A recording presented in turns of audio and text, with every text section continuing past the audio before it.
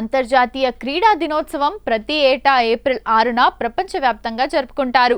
సమాజంలో శాంతిని నెలకొల్పడానికి మరియు అభివృద్ధిని సాధించడానికి క్రీడలు ఎలా ఉపయోగపడతాయో ఈ రోజు తెలియజేస్తుంది. దీనికి సంబంధించిన ముఖ్యమైన వివరాలు ఇప్పుడు తెలుసుకుందాం. నేపథ్యం మరియు చరిత్ర. ప్రకటన: ఐక్యరాజ్యసమితి సాధారణ అసెంబ్లీ 2013 ఆగస్టు 23న ఏప్రిల్ 6ను అంతర్జాతీయ క్రీడా దినోత్సవంగా ప్రకటించింది.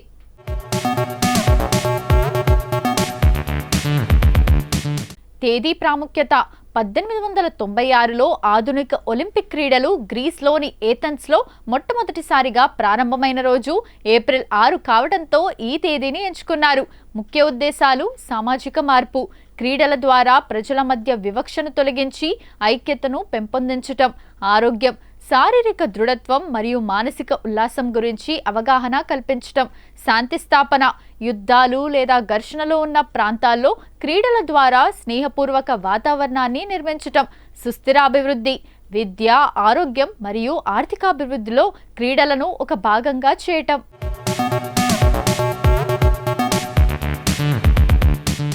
ఈ రోజును ఎలా జరుపుకుంటారు? ప్రపంచవ్యాప్తంగా పాఠశాలలు, క్రీడా సంస్థలు మరియు స్వచ్ఛంద సంస్థలు వివిధ క్రీడా పోటీలను నిర్వహిస్తాయి. చాలా మంది అథ్లెట్లు వైట్ కార్డ్ పట్టుకొని ఫోటోలు దిగి సోషల్ మీడియాలో పోస్ట్ చేస్తారు. ఇది శాంతికి చిహ్నం. 2026 థీమ్: ప్రతి సంవత్సరం ఒక ప్రత్యేక థీమ్తో ఈ రోజును నిర్వహిస్తారు.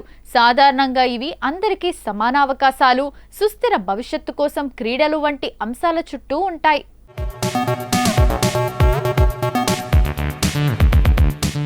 దీని ముఖ్య ఉద్దేశం ఏంటంటే కుల, మత, ప్రాంతీయ విభేదాలను తొలగించి మనుషుల మధ్య సంబంధాలను క్రీడల ద్వారా బలోపేతం చేయటం. వైట్ కార్డ్ ప్రచారం: క్రీడల్లో సాధారణంగా తప్పు చేస్తే ఎరుపు లేదా పసుపు కార్డులు చూపిస్తారు. కానీ ఈ రోజున అథ్లెట్లు మరియు క్రీడాభిమానులు తెల్లని కార్డును ప్రదర్శిస్తారు. ఎందుకంటే ఇది శాంతికి చిహ్నం. క్రీడల ద్వారా ప్రపంచంలో శాంతిని నెలకొల్పాలనే సందేశాన్ని ఇది ఇస్తుంది. ఒలింపిక్స్తో సంబంధం: 1896లో ఆధునిక కాలపు మొదటి ఒలింపిక్ క్రీడలు గ్రీస్లోని ఏథెన్స్లో సరిగ్గా ఇదే రోజున ప్రారంభమయ్యాయి.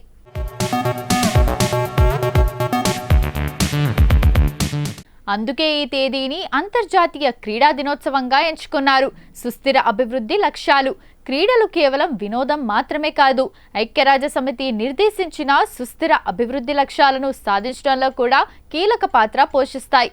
ఆరోగ్యం: ప్రజల్లో శారీరక, మానసిక దృఢత్వాన్ని పెంచుతాయి. సమానత్వం: లింగ వివక్షను తగ్గించి మహిళా సాధికారతకు తోడ్పడతాయి. విద్య: పిల్లల్లో క్రమశిక్షణ, టీం వర్క్ వంటి లక్షణాలను పెంచుతాయి. ఏప్రిల్ 6న ఇతర విశేషాలు: ఈ రోజు కేవలం క్రీడలకే కాదు, ఇతర విషయాలకు కూడా ప్రాముఖ్యత ఉంది.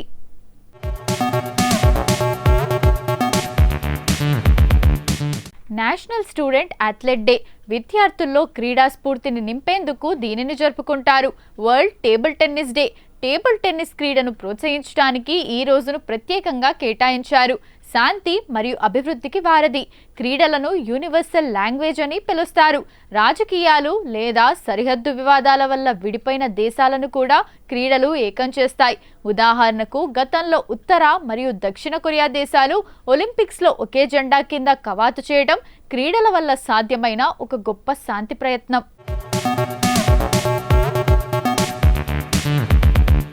ఇప్పటి వరకు అంతర్జాతీయ క్రీడా దినోత్సవం గురించి మనకు తెలియని కొన్ని ఆసక్తికరమైన నిజాలు తెలుసుకున్నాం కదా. మరి ఏప్రిల్ 6వ తేదీన ఒక్కసారి చరిత్రలోకి వెళ్ళి చూస్తే ఎంతో మంది ప్రముఖుల జన్మాలు జరిగాయి.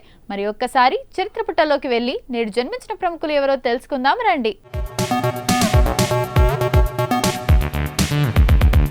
ప్రముఖ నటుడు ప్రశాంత్ 1990వ దశకంలో దక్షిణ భారత చిత్ర పరిశ్రమలో, ముఖ్యంగా తమిళంలో ఒక వెలుగు వెలిగారు. ఆయనను అభిమానులు టాప్ స్టార్ అని పిలుచుకుంటారు. ఏప్రిల్ 6, 1973న చెన్నైలో జన్మించారు. కుటుంబ నేపథ్యం: ఈయన తండ్రి త్యాగరాజన్ ప్రముఖ నటుడు మరియు దర్శకుడు. ప్రశాంత్ సినీ కుటుంబం నుండే వచ్చినప్పటికీ తనకంటూ ఒక ప్రత్యేక గుర్తింపు తెచ్చుకున్నారు. విద్య: ఈయన కంప్యూటర్ గ్రాఫిక్స్, మల్టీమీడియాలో చదువుకున్నారు. లండన్లోని ట్రినిటీ కాలేజ్ ఆఫ్ మ్యూజిక్ నుండి సంగీతంలో కూడా శిక్షణ పొందారు.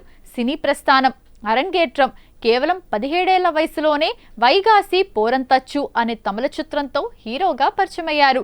తెలుగులో గుర్తింపు: తెలుగులో ఆయన నటించిన తొలి ముద్దు, లాఠీ, ప్రేమ శిఖరం వంటి సినిమాలు మంచి గుర్తింపు ఇచ్చాయి. కెరీర్ మైలురాయి జీన్స్: దర్శకుడు శంకర్ రూపొందించిన జీన్స్ సినిమా ప్రశాంత్ కెరీర్లోనే అతిపెద్ద హిట్గా నిలిచింది. ఐశ్వర్యరాయ్ సరసన ఆయన చేసిన నటన, డాన్స్ అప్పట్లో ఒక సంచలనం.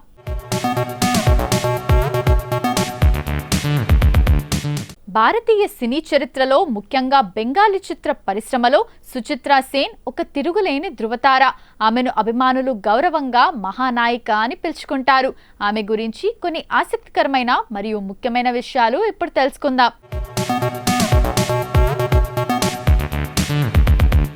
1931 ఏప్రిల్ 6న అప్పటి ఉమ్మడి బెంగాల్లోని పాబ్నా, ప్రస్తుతం బంగ్లాదేశ్లో జన్మించారు. ఆమె అసలు పేరు రోమాదాస్ గుప్తా. కుటుంబం: 1947లో దిబనాథ్ సేన్ను వివాహం చేసుకున్నారు. ప్రముఖ నటి మూన్ సేన్ ఆమె కుమార్తె. నేటి తరం నటీమణులు రైమా సేన్, రియా సేన్ ఆమె మనవరాలు. సినీ ప్రస్థానం: విజయాలు. తొలి సినిమా 1952లో శేషకోతాయ్ అనే సినిమాతో మొదలైన అది విడుదల కాలేదు. 1953లో వచ్చిన షేర్ చుట్టార్ సినిమాతో ఆమె ప్రస్థానం ఘనంగా మొదలైంది. ఉత్తమ్ సుచిత్ర జోడీ: బెంగాలీ సినిమాలో ఉత్తమ్ కుమార్, సుచిత్రా సేన్ జోడీ ఒక చరిత్ర. వీరిద్దరూ కలిసి నటించిన దాదాపు 30 సినిమాలు సూపర్ హిట్ అయ్యాయి. వీరిని భారతీయ సినిమాలోనే ఎవర్ గ్రీన్ రొమాంటిక్ పేరుగా భావిస్తారు.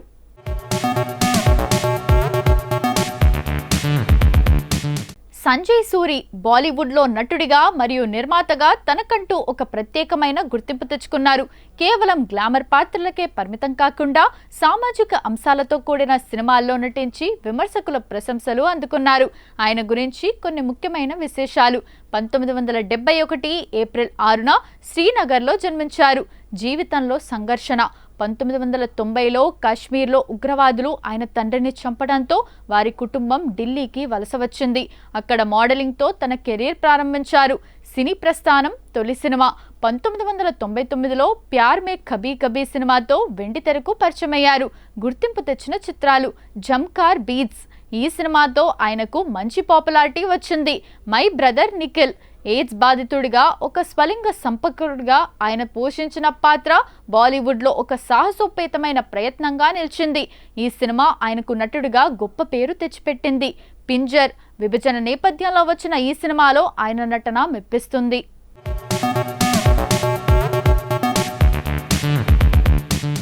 తెలుగులో జర్నీ సినిమాతో యువతలో విపరీతమైన క్రేజ్ సంపాదించుకున్న నటుడు జై. ఆ సినిమాలో ఆయన పోషించిన అమాయకపు ప్రేమికుడి పాత్ర అందరికీ బాగా గుర్తుండిపోయింది. సినిమా నేపథ్యం: తొలి అడుగులు. జై చిన్నప్పటి నుంచే సంగీతం వైపు ఆకర్షితుడయ్యాడు. ప్రముఖ సంగీత దర్శకుడు దేవా ఈయనకు మేనమామ. మొదట్లో సంగీత దర్శకుడు కావాలని ప్రయత్నించి ఆ తర్వాత నటుడిగా మారారు. బ్రేక్ ఇచ్చిన సినిమా: 2007లో వచ్చిన చెన్నై 600028 అనే క్రికెట్ నేపథ్య సినిమా ఆయనకు మంచి గుర్తింపు తెచ్చింది. స్టార్డమ్: 2011లో వచ్చిన జర్నీ సినిమాతో తమిళంతో పాటు తెలుగులోనూ ఆయనకు ఫాలోయింగ్ పెరిగింది. ఆ తర్వాత నయనతారతో నటించిన రాజారాణి సినిమా ఆయన కెరీర్లో మరో పెద్ద హిట్. నటుడిగానే కాకుండా సంగీత దర్శకుడిగా 2022లో వచ్చిన వీరపాండ్యపురం అనే సినిమాకు జై స్వయంగా సంగీతాన్ని అందించారు. ఆయనకు పియానో వాయించడంలో మంచి ప్రవేశం ఉంది. కార్ రేసర్: జైకి కార్ రేసింగ్ అంటే చాలా ఇష్టం. ప్రొఫెషనల్ రేసింగ్ టోర్నమెంట్లలో కూడా ఆయన పాల్గొంటూ ఉంటారు. ఆయన 1984 ఏప్రిల్ 6న చెన్నైలో జన్మించారు.